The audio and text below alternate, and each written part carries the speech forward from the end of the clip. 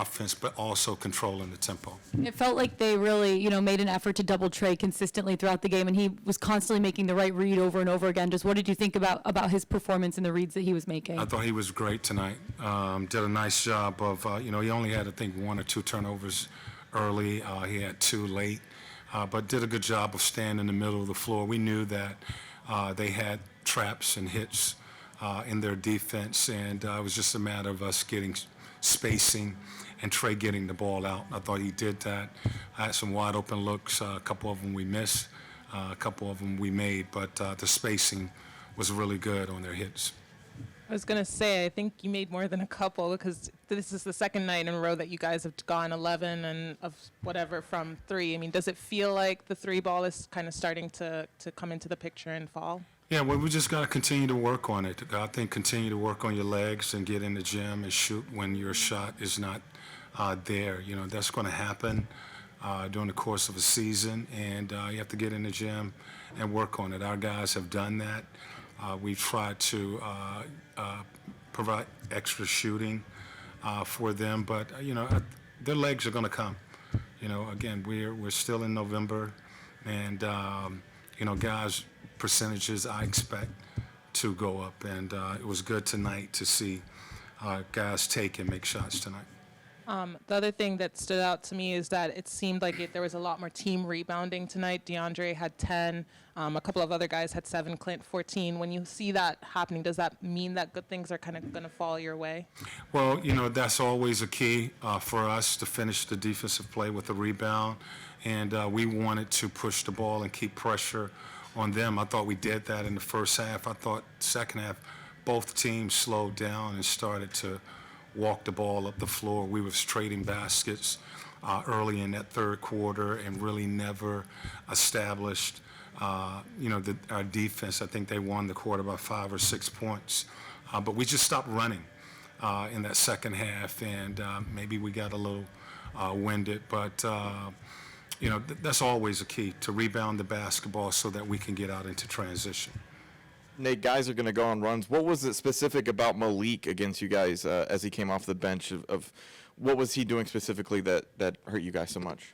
Well, I think they was getting out in transition. They caught us a couple times. We knew that they were a team that run off of made buckets as well. They want to get the ball down the floor and attack as soon as possible. We did a good job for the most part early getting back. We did a good job of taking care of the basketball so that our defense could get back and set up. So we weren't turning the ball over. We didn't take quick shots that led to transition baskets. Our defense was able to get back and get set. Do you think it says anything about your team? You stopped the Bucks after they had a long winning streak, the Kings on a long winning streak, and yet you're the team that's able to stop both of those?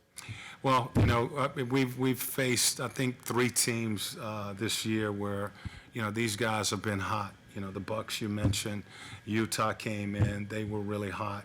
And then, tonight we had a hot Sacramento team. And, they draw attention, when teams are coming in here with, I think, Milwaukee had won 9 in a row. Utah was pretty hot coming out of the West, and then Sacramento with a 7-game winning streak tonight. We knew we had to be good tonight, and our guys came out and played a solid game from start to finish. Congratulations on the win, Coach. In terms of main focal points, what was the conversation like with the guys prior to the game? Like, hey, if we do this 1 or 2 things, we're going to come away with a win tonight. What are those things? The big key was transition defense, and transition defense starts with our offense. We wanted to make sure that we took care of the basketball, and then we didn't go down and settle for quick shots, because they are a team that they give up 117 points, but they score 120. So they're okay with you scoring. What you have to do is be patient. I thought our guys were patient tonight. We didn't go down and take quick shots. We made them work, spend a little energy on the defensive end of the floor, and we did a good job of taking care of the basketball. So even if we missed shots, we had a balanced floor. We was able to get back and make them score over the top of us. Yeah. Coach, excuse me. How was it to feel see Kevin out there tonight? You know, Kevin, I mentioned before, Kevin was one of my favorite guys. You know, he gives you everything that he has, and, you know, you get attached to your players when they're playing for you, and he, you know, was, you know, has one of my favorite guys, you know, to coach, and to see him out there, he's been hot, you know, so we were going up against him. We wanted to beat him and not allow him to come in here and get a win, but it's good to see him playing well. You know, he's doing some really good things for Sacramento. He did a lot of good things for us. I thought our fan base was really respectful in you know, supporting him when they announced his name, and you know, all of that was good to see. Any last questions? Thanks, Coach. Okay. Happy Thanksgiving to you guys.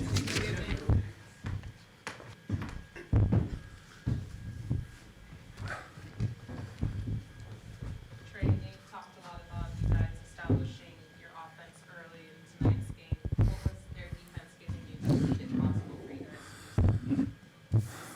guys?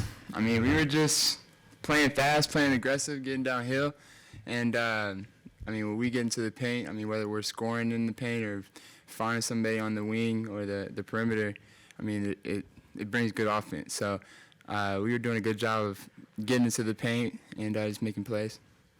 Second game in a row that you guys have made 11 threes. You were 4 of 7 from 3. What felt different about tonight than, you know, what you guys have been doing in previous?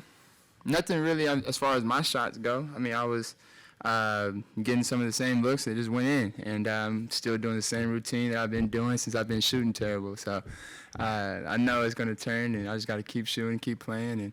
And but I mean, we all shot the ball really well tonight, and I mean, John, I know he was mad at himself for shooting shots that he usually makes, and he's going to knock some shots down for us next game, and same with DeJounte. So not worried. I'm glad we won tonight.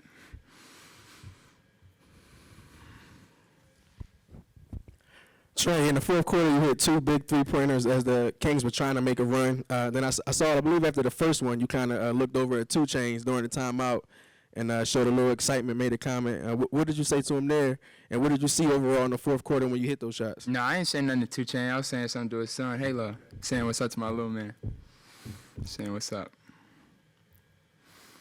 Trey, you and Kevin came in together into the league. What was it like just seeing him out there, going against him and battling against him? It was different. I mean, I've been playing with Kev for a long time, obviously since being drafted here, but we were on a USA team together in high school, so I've been familiar with Kev for a long time, and so for me as a point guard, as a leader, to be honest with you, I just want to see all my teammates succeed wherever they're at, whether they're with me or somewhere else. So I was telling Kev I had to stay attached to him because he's been shooting 100% from the field this year, from the 3. So I love what he's been doing. I mean, it seems like, I mean, what he did over here it's helping them out over there. So I'm just happy to see he's doing good.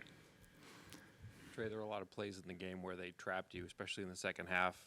You know, there's 4 arms trying to deflect a pass, and you're throwing them with like 2 hands over your shoulder. Mm-hmm. When there's that many people and that many limbs trying to deflect the pass, how do you figure out what sort of creative angle you want to get that ball out of there from?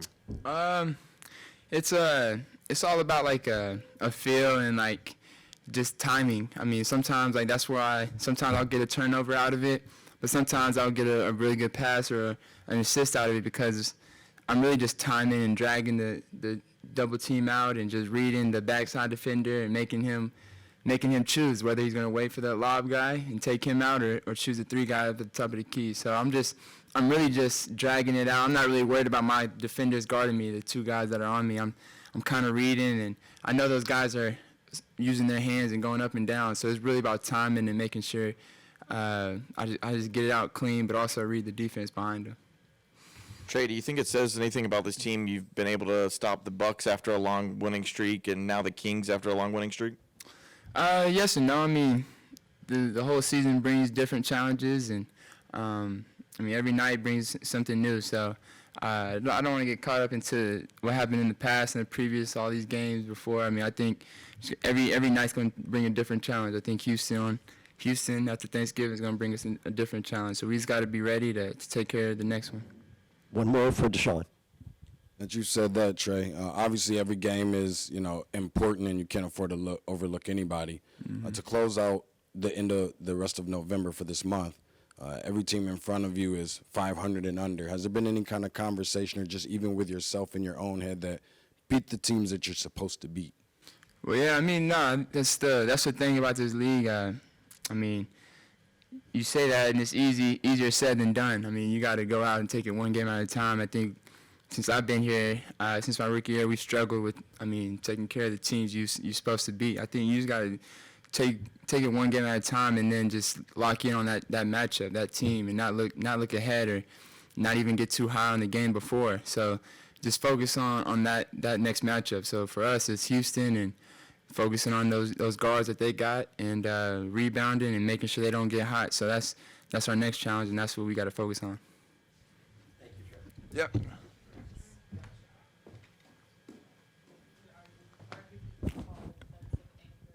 What was working for you guys to slow them down in the first half? Just to make sure we communicate. We know that this is a team that try to push the ball, trying to get as much shots up as they can whenever they see an opportunity. So we did a good job by talking, by coming back on defense, by making sure that we stay matched up and stay in front of them for the whole night. Clint, what does it say about this team that you stop a Milwaukee Bucks team who was on a hot streak, and now you stop a Kings team on a hot streak, and also a Utah Jazz team that had everything going together? Just by coming with that mindset that definitely when we are at home and we know that this team coming in hot, we have to be the first team to hit them, and by doing that we give ourselves a chance to get this win, and by being able to get good on defense. By myself, I'm trying to always talk, challenge every shot, make the job hard for those guards and big. So tonight was a good night for us. Clint, it seemed like you were matching up really, really well against Sabonis, got a couple of good post-ups and hook shots over him. Just what is it about battling him that makes it successful for you? Yeah, but just whenever I see an opportunity, wherever I can get an easy one, I'll try to do it. So I got a couple opportunities and asked for the ball and make a move right hand and left hand. Felt comfortable, so it was good. Any final? Are you enjoying the World Cup? Do you have to get up early for some of these games? Oh yeah, I watch every game. Obviously, watching France and Switzerland. Switzerland should be playing tomorrow at 5 a.m., so it's going to be an early one. Thank you, guys. All right. Thanks, Clint.